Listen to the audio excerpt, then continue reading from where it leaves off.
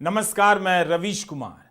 क्या आप भी अपने फोटो का जिबली कर रहे हैं? हुबली, हुगली, चुगली, गुगली, डफली और मोगली की दुनिया में यह जिबली कौन है जिसके आगे सब नाच रहे हैं? जो देश इतनी सी बात नहीं समझ पाता है कि कोई भी बारात लेकर सड़क पर निकल जाता है, घंटों जाम कर देता है, वह देश सड़क पर नमाज पढ़ने का विरोध कर रहा है।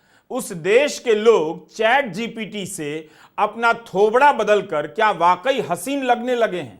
दिमाग कब बदलेगा? क्या यह भी अब चैट जीपीटी को ही बदलना पड़ेगा?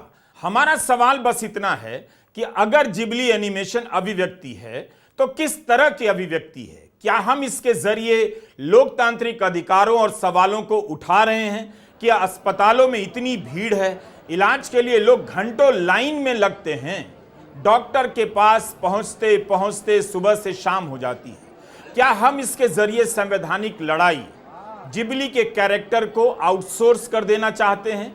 वो लड़ लेगा हमारे बदले। मौज मस्ती तक ठीक है, लेकिन ऐसी होड़ हमेशा हमें असली मुद्दों से दूर क्यों ले जा रही है? लड़ाई तो सड़क पर ही लड़ी जाएगी, इसीलिए सड़क को लेकर रोज हमला हो रहा है।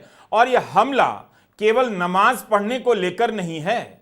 अगर जिबली से हमारा मनोरंजन भी हो रहा है, तब भी एक सवाल उठता है कि क्या वाकई यह मनोरंजन का विकल्प है कि अब हम अपना ही एनिमेशन बनाकर दांत चियारते रहे? दुनिया भर में जिबली एनिमेशन की आंधी चल रही है। चैट जीपीटी में अपना फोटो डालकर उसे एनिमेशन के किरदार का रूप दिया जा रहा है। भारत में भी इसे लेकर काफी लोग उत्साहित हैं। ऐसा करने वालों को काफी अच्छा भी लग रहा है। स्वाभाविक भी है कि वे भी एनिमेशन के किसी किरदार से मिलते जुलते लग रहे हैं। जैसे मैंने भी चैट जीपीटी को अपना एक फोटो देकर कमांड दिया कि एक फोटो में उदास दिखाओ, भटका हुआ दिखाओ। जब कमांड बदलकर कहा हंसता हुआ बना दो तो उसने हंसता हुआ बना दिया।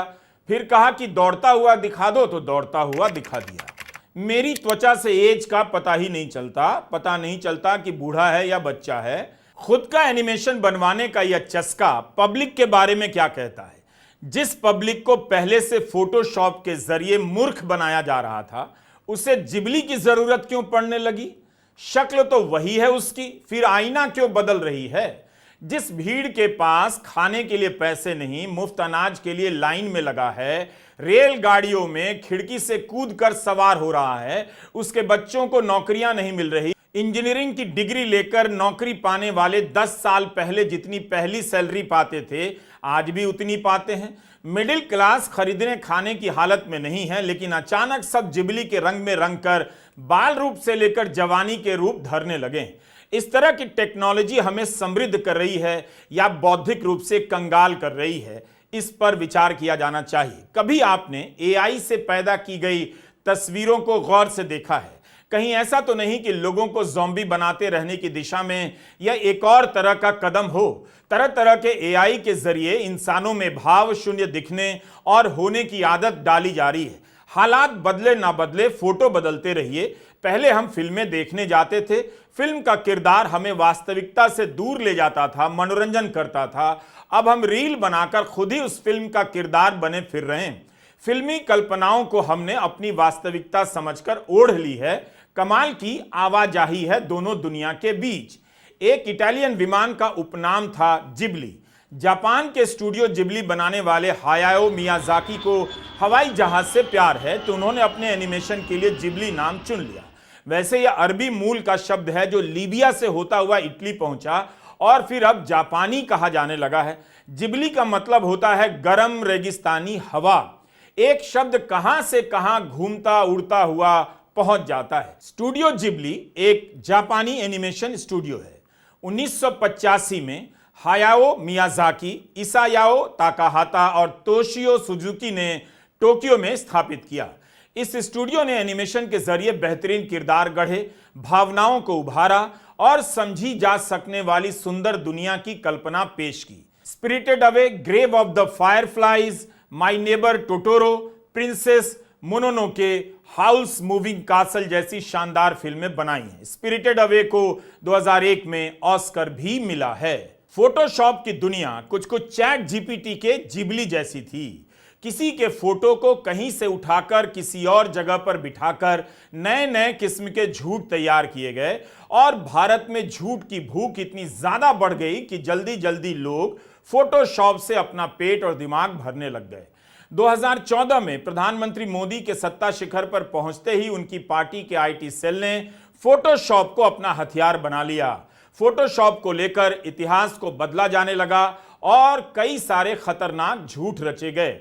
2019 में सिलीगुड़ी में फोटोशॉप की मदद से चलाया जाने लगा कि प्रधानमंत्री मोदी की रैली में 10 लाख लोग आ गए।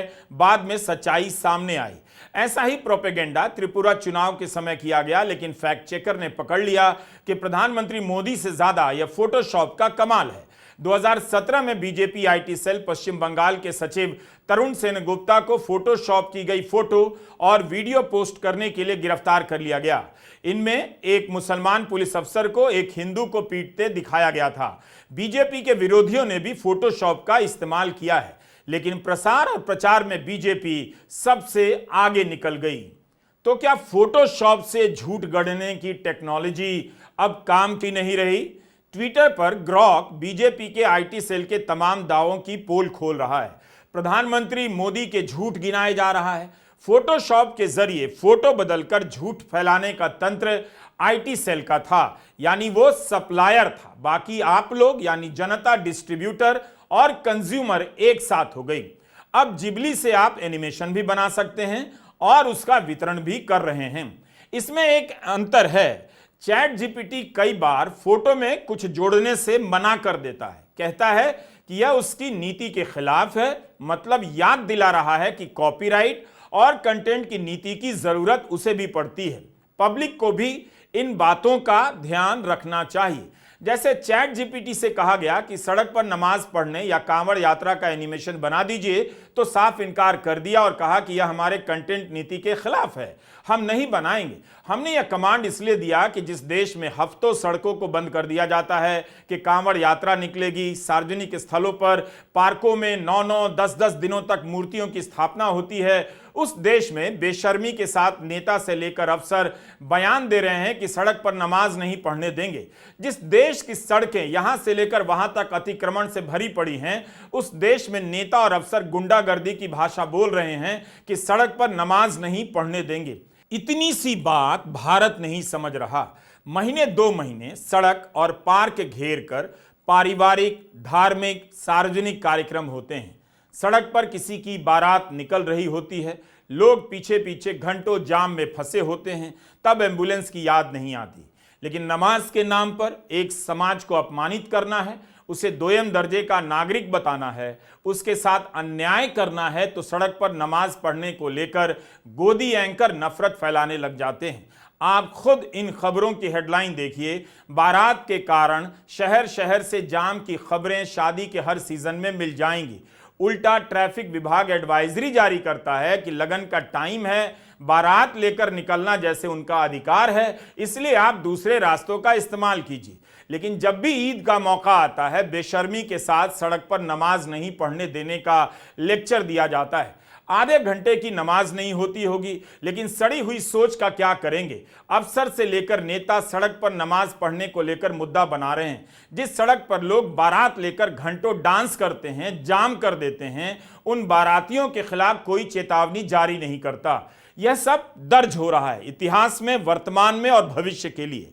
आप कितना भी जिबली बनवा लें, कितना भी डफली बजवा लें और कितनी भी चुगली कर लें, जिबली से आप अपना बैकग्राउंड बदल सकते हैं, थोबड़े का हुलिया बदल सकते हैं, लेकिन दिमाग में जो कूड़ा भरा जा रहा है वो जिबली से नहीं बदलेगा।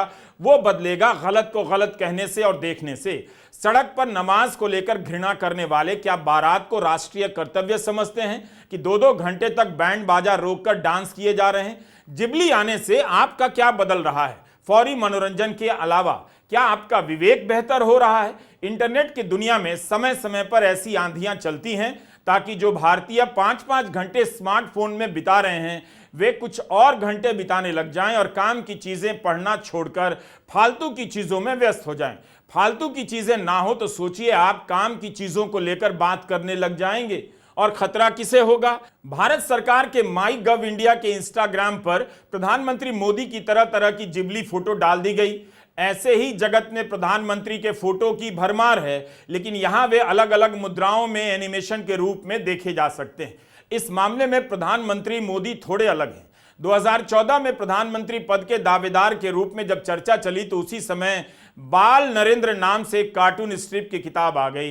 इस किताब में प्रधानमंत्री मोदी के बाल रूप को कार्टून स्वरूप में गढ़ दिया गया और वे मगरमच्छ के बच्चे के मुंह से गेंद निकाल कर दिखाए गए। 10 साल प्रधानमंत्री रहने के बाद स्टूडियो जिबली ने बाल नरेंद्र वाले कार्टून स्ट्रिप को विकसित नरेंद्र वाले एनिमेशन में बदल दिया है। दरअसल बदला कुछ भी नहीं।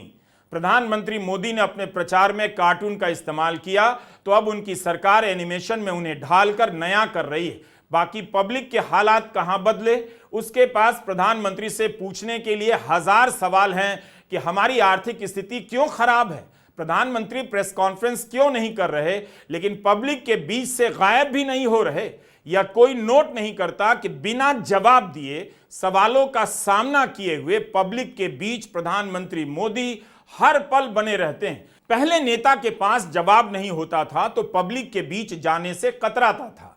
अब नहीं होने पर भी अपना फोटो, अपनी रील, अपना कार्टून, अपना एनिमेशन ठेले जा रहा है और जनता नाराजगी छोड़कर उस एनिमेशन से खेलने लग जाती है। स्टूडियो जिबली बनाने वाले हायाको मियाजाकी का ही कहना है कि आर्टिफिशियल इंटेलिजेंस मानव जीवन की ही तौहीन है, बेइज्जती है और एआई से ही हम उनके कार्टून के किरदारों की नकल में अपनी तस्वीरें बनवा रहे हैं। क्या इंसान को अब अपनी गरिमा की समझ नहीं रही?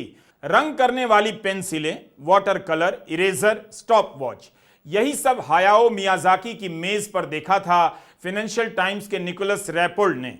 दिसंबर 2023 के अपने इस लेख में मियाजाकी की मेज का इस तरह से बयान करते हैं, यानी मियाजाकी अपनी कल्पनाओं को एआई के जरिए नहीं गढ़ते बल्कि सदियों पुरानी तरकीब ही आजमाते हैं। यही जिबली के औजार हैं, यंत्र हैं। इन्हीं के मदद से यह कलाकार 40 साल से कॉमिक से लेकर एनिमेशन फिल्में तक बना रहा है।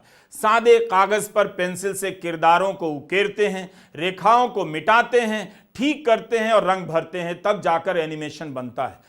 संदेश साफ है कि मियाजाकी की तरह सफल होना है तो अपना वक्त आप मेज पर बिताइए, कागज, कलम और किताब के साथ।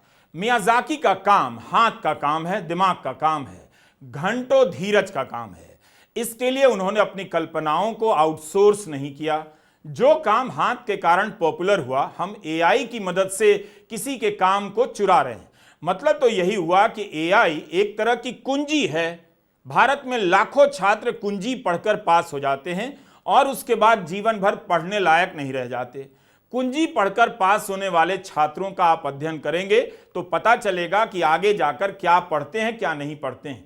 ये वही लोग हैं जो व्हाट्सएप यूनिवर्सिटी का कबाड़ इतिहास मानकर नफरत फैलाने में लग गए हैं। मियाजाकी होना आसान नहीं, दशकों की तपस्या है, लेकिन हम सब क्या कर रहे हैं? हम भरम पाल रहे हैं कि मियाजाकी का काम हम भी कर सकते हैं। जैसे चैट जीपीटी ने मुझे जापानी परिवेश में पहुंचा दिया। इस एनिमेशन को देखकर खुद को अजर अमर होने का भरम तो पाला जा सकता है, लेकिन यह कैसी कोरी और निरीह कल्पना है। खुद जापान नहीं जा सकता तो जापान में होने का एनिमेशन बनवा रहा हूं। क्या इससे सुख मिलेगा या सुख का भरम मिलेगा? सोचिएगा। ठीक यही काम आप पॉलिटिक्स में कर रहे हैं। अपनी हालत खराब हो रही है, गरिमा के साथ जीने के लिए ढंग का अस्पताल नहीं, घंटों जाम में फंसे पड़े रहते हैं, लेकिन सुख प्राप्त कर रहे हैं मुसलमान को ईद के दिन सड़क पर नमाज नहीं पढ़ने देंगे का ऐलान कर पासपोर्ट जब्त कर लेंगे। यहां उनके पासपोर्ट तो किसी ने जब्त नहीं किए जिनके पांव में बेड़ियां, हाथों में हथकड़ियां पहनाकर ट्रंप ने सीधा सेना के विमान से भारत भेज दिया। तब तो किसी से नहीं कहा गया कि हम ट्रंप के विमान को भारत की धरती पर उतरने नहीं देंगे, और यहां सत्ता के दम पर किसी समुदाय से बराबरी का हक छीना जा रहा है। क्या हम जिबली के एनिमेशन इस्तेमाल करने लायक हैं, नैतिक अधिकार रखते हैं? जिस स्टूडियो जिबली के सह संस्थापक और निर्माता और मियाजाकी के गहरे दोस्त तोशियो सुजुकी ने एक इंटरव्यू में कहा कि जब उनकी सेल बहुत हो जाती है तो उन्हें गुस्सा आता है, क्योंकि काम बेचने से ज्यादा जरूरी है काम करना, काम बनाते जाना। उन्हें इस बात से नफरत है कि जब उनके काम को कंटेंट कहा जाता है, मियाजाकी और सुजुकी इस बात के खिलाफ हैं कि बच्चे उनका काम बार बार देखें, सिर्फ एक बार देखने की जरूरत है। तो ये ईमानदारी है इसके निर्माताओं में, यही हमें समझने की जरूरत है। सुजुकी कहते हैं कि वो जो कर रहे हैं वो काम है, कंटेंट नहीं। काम और कंटेंट का फर्क समझिए। किसी का मनोरंजन करने के लिए, किसी का ध्यान खींचने के लिए रील बना दिया, ये कंटेंट बनाना होता है। इसका विरोध करते हैं। यह बात प्रधानमंत्री मोदी को कौन समझाए कि माई गव ने उनकी तस्वीरों का जो जिबलीकरण किया है, एक तरह से नए कंटेंट में बदल दिया। इस कंटेंट का वास्तविकता से संबंध बदल गया। आप ट्रंप के साथ हंसते नजर आ सकते हैं, लेकिन सबको पता है ट्रंप की धमकियों के बारे में आप एक शब्द नहीं बोल पाए। इस सच्चाई को पीछे कर आपने जिबली का इस्तेमाल किया और कंटेंट बना लिया। सुजुकी और मियाजाकी के पास खूब सारे प्रस्ताव आते हैं, उनके स्टूडियो जिबली का दाम लगाया जाता है, मगर वे बेचते नहीं। उनका कहना है कि उन्हें काम पसंद है, बहुत ज्यादा पैसा आने से उनकी आजादी चली जाएगी। उन्हें रातों रात अरबपति नहीं बनना है। और भारत के उद्योगपति अरबपति बनने के बाद सैलरी बढ़ाने की बात नहीं करते, आपका खून चूसते रहने के लिए 70-70 घंटे काम करने का प्रवचन देते हैं। टेक्नोलॉजी हमें बदलने आ रही है या गुलाम बनाने, हमें स्वतंत्र करने आ रही है या सीमित करने, इन सब सवालों पर बार बार सोचिए। मीडिया को न्यूज चैनलों के जरिए टेक्नोलॉजी तो मिली थी, मिली है, तो वही आपको गुलाम बनाने का माध्यम बन गया। पहले खुद गुलाम बनकर। सारी टेक्नोलॉजी है चैनलों के पास, लेकिन आपके पास उनके जरिए काम की एक सूचना नहीं, उनसे केवल झूठ फैलाया जा रहा है। ये सुभाष चंद्रा हैं, जी न्यूज के मेंटर और संस्थापक। इन्होंने रिया चक्रवर्ती से माफी मांगी है। लिखा है अपने ट्वीट में कि सुशांत राजपूत हत्या मामले में सीबीआई ने अपनी रिपोर्ट दायर कर दी है। मुझे लगता है कि यह सबूतों के अभाव के चलते किया गया। अस्पष्टता की कोई गुंजाइश नहीं होती, इसलिए कोई केस नहीं बनता। पीछे देखते हुए मुझे लगता है रिया चक्रवर्ती को मीडिया ने दोषी बना दिया। इसकी अगुवाई जी न्यूज ने अपने एडिटर और तत्कालीन रिपोर्टरों की मदद से की। बाकियों ने जी न्यूज की तर्ज पर काम किया। जी न्यूज के मेंटर होने के नाते मैं उन सबको सलाह दूंगा कि बहादुर बने और माफी मांगे। मैं रिया से माफी मांगता हूं, हालांकि मैं इसमें शामिल नहीं था। मैं एक मुख रुद्राक्ष जैसा हूं, बाहर और अंदर समान, सच को सच कहता हूं। कितनी चालाकी से सुभाष चंद्रा ने उस समय के रिपोर्टर और संपादक का नाम नहीं लिया और उन्हें जिम्मेदार भी बताया और अपने आप को जवाबदेही से बचा लिया। जबकि उनके मीम उस समय के कार्यक्रमों के थंबनेल मीडिया में घूम रहे हैं कि इन लोगों ने रिया चक्रवर्ती को लेकर क्या क्या नहीं कहा, किस तरह से झूठ फैलाया और प्रोपेगेंडा किया। इससे पहले कि आप सुभाष चंद्रा के इस ट्वीट में महानता देखने लग जाएं, उदारता पहचानने लग जाएं कि उन्होंने माफी मांगी है, आप जी न्यूज के कार्यक्रमों और उनकी हेडलाइन को आज भी देखिए जो आज चल रही। पता चलेगा कि नफरत फैलाने का कार्यक्रम अब भी चल रहा है। बस रिया चक्रवर्ती के केस में इतना हो गया कि सीबीआई को कोई सबूत नहीं मिला, सीबीआई ने केस बंद कर दिया। इस पर फैक्ट चेकर और पत्रकार मोहम्मद जुबैर ने सुभाष चंद्रा से ट्वीट कर पूछा है, आप अपने चैनल पर भारतीय मुसलमानों और तबलीगी जमात पर कोरोना फैलाने का झूठा प्रोपेगेंडा चलाने के लिए कब माफी मांग रहे हैं? तो यह अपराध है मीडिया का। क्या संपादकीय ज्ञान से भरे सुभाष चंद्रा को तब नहीं पता था कि कुछ ज्यादा तो नहीं हो रहा? सारी जिम्मेदारी उस समय के संपादक रिपोर्टर पर डालकर माफी मांगकर चल दिए। लेकिन आज के रिपोर्टर संपादक उस चैनल पर क्या कर रहे हैं? क्या अलग कर रहे हैं? सच का सामना कर रहे हैं, सच बता रहे हैं। इसलिए जिबली का इस्तेमाल करने से पहले सोचिए कि आप पहले पास होने के लिए कुंजी पढ़ते थे, अब दिल बहलाने के लिए कुंजी का इस्तेमाल करने लगे हैं। किसी के काम का फायदा उठाकर अपने फोटो को जापानी चीनी परिवेश में ढालकर थोड़ी बहुत मौज मस्ती की जा सकती है, लेकिन अगर यह अभिव्यक्ति है तब समझने की जरूरत है कि लोकतंत्र में इसकी क्या भूमिका है। एआई आपके साथ क्या कर रहा है, इसके बारे में अफसोस के साथ बताना पड़ रहा है कि कुणाल कामरा बेहतर तरीके से समझा रहे हैं। उदाहरण उन्होंने भले ही सीबीआई और तोते का दिया, लेकिन आप इसे एआई आर्टिफिशियल इंटेलिजेंस के संदर्भ में देख सकते हैं।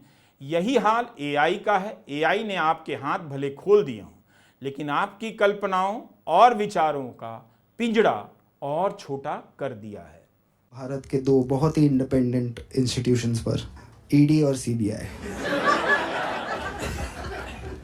पहले जज बोलता था पिंजरे में बंद तोता और मैना है, फिर मोदी जी आए 2014 में, विराट हिंदू, उन्होंने बोला ये क्या है, हमने इनको बंद क्यों कर रखा है, हाथ क्यों बंद है इनके, खोलो इनको, हाँ पिंजरा मत खोलो, हाथ खोलो बस। पहले ये पिंजरे में बंद थे, अब पिंजरे के अंदर से कैबरे कर रहे हैं। क्या यही तो कर रहे हैं महाराष्ट्र में, क्या किया इन्होंने। ईडी वो कर पाया जो मिशनरी नहीं कर पाए, हृदय परिवर्तन। आप में कला की बहुत क्षमता है, लेकिन आप जिबली या एआई से कलाकार नहीं बन सकते। शॉर्टकट से कुछ नहीं बनने वाला।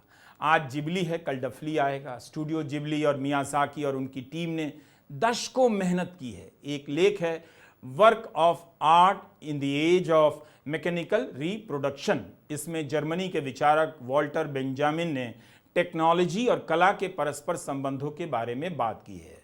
बेंजामिन अपने लेख में बताते हैं कि कैसे फिल्म और फोटोग्राफी की टेक्नोलॉजी और उसके विकास ने कला की प्रकृति और धारणा को जड़ से ही बदल दिया। कला या कलाकृति में एक खास आभा होती है, लेकिन जब आप इसे कैमरे से तस्वीर या फिल्म में बदलते हैं तो उसकी आभा चली जाती है। मतलब यही हुआ कि जो सुख इन कलाकृतियों को, चित्रों को सामने से देखने का है, वो सुख आप कभी भी फोटो या फिल्म से प्राप्त नहीं कर सकते। पेरिस के म्यूजियम में जाकर इन तमाम कृतियों को देखते ही आंखें चमक उठती हैं। इंसानी प्रतिभा आपको हैरान कर देती है। ऐसा आनंद या चमत्कार का एहसास आपको फिल्मों से नहीं होगा। बेंजामिन इसी को ऑरा या आभा कहते हैं। उनके लिए आभा कलाकृति की वह अनूठी विलक्षणता है जो उसके समय और स्थान ही नहीं बल्कि उसकी परंपरा और अनुष्ठान में छुपी है। जैसे पेरिस के लुव्र म्यूजियम में रखी मोनालिसा की पेंटिंग, इसके प्रिंट आउट आपको गली नुक्कड़ सब जगह मिल जाएंगे। आपके फोन पर भी है, वॉलपेपर बना सकते हैं, लेकिन जो आनंद करीब से देखने में है उसका कोई जवाब नहीं। तभी तो इस छोटी सी पेंटिंग को देखने के लिए लोग घंटों लाइन में लगते हैं। जिबली की आभा इंसानी मेहनत में है, ना कि एआई से बनी तस्वीरों में। दशकों की मेहनत के बाद एक परंपरा बनी, इसके दर्शक बने हम और आप, जिन्होंने भी जिबली के किरदार का इस्तेमाल किया। उनमें से कुछ ने ही जिबली की फिल्में देखी होंगी, मैंने तो नहीं देखी, लेकिन फोटो निकालकर सब डफली बजाने लग गए कि हम जिबली हो गए। चैट जीपीटी ने उसी कला को रोबोट की मदद से 1 सेकंड का काम बना दिया।